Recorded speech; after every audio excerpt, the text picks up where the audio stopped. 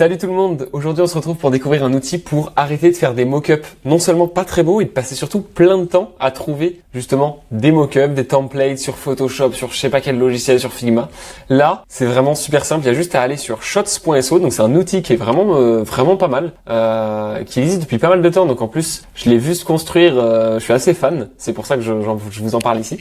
Et en fait c'est tout simplement un outil pour faire des mock-ups, souvent de sites web, même quasi tout le temps. Ils ont des choses ils ont des mock-ups de téléphone, des mock-ups pour des Apple Watch, pour un petit peu tout. Et on peut tout simplement prendre un screenshot de l'application qu'on veut mettre en valeur, d'un article qu'on a écrit, un article de blog, peu importe. Et en fait, plutôt qu'à chaque fois délivrer une image un petit peu moche, en fait, automatiquement, on a juste à venir sur shots.so, donc je vous le montre ici, shots.so.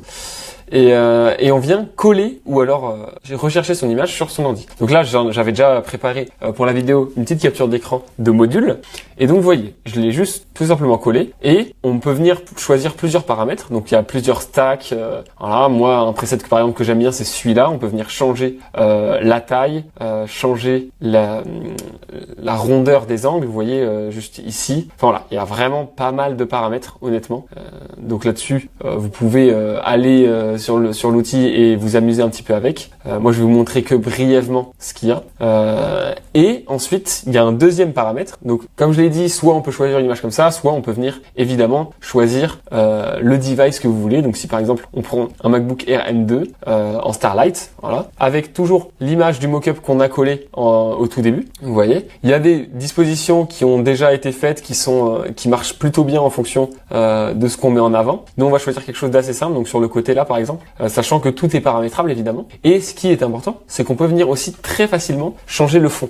Donc soit il y a un fond généré, alors je sais pas si avec de l'IA, mais en tout cas de manière algorithmique, et on peut venir choisir un fond qui marche plutôt bien ou pas. Mais il y a aussi certains presets avec des images qui marchent plutôt très très bien. Et vous voyez, en 2 secondes, on a automatiquement un mock-up qui marche vraiment bien, avec un fond super beau, qui est prêt pour les réseaux sociaux, pour le marketing, pour où vous voulez. Et que vous pouvez exporter, copier de manière super simple. Il y a des usages un petit peu plus poussés où on vient choisir une image de fond. Donc là, on peut se dire, ouah, c'est un petit peu agressif, c'est trop contextuel. Mais déjà, de une, comme vous le voyez, c'est déjà très très beau en fait. Donc, il n'y a pas grand chose à retoucher.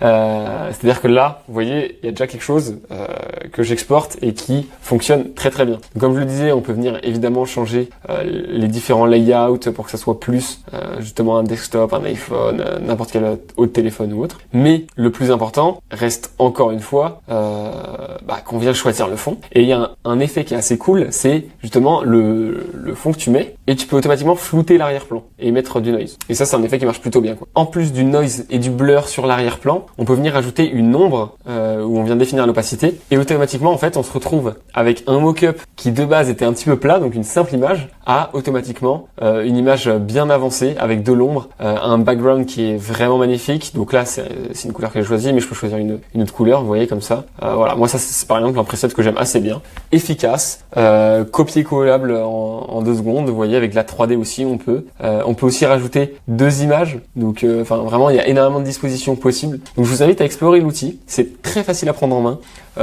ça s'utilise en même pas 2 secondes, il n'y a pas besoin de formation, tout ça. Et je vois tellement souvent un partage du travail qui a été effectué de manière juste soit un copier-coller, soit des mock-ups vraiment qui demandent à mon avis un lourd process, alors que là c'est juste aller sur un site internet, copier l'image et tout marche.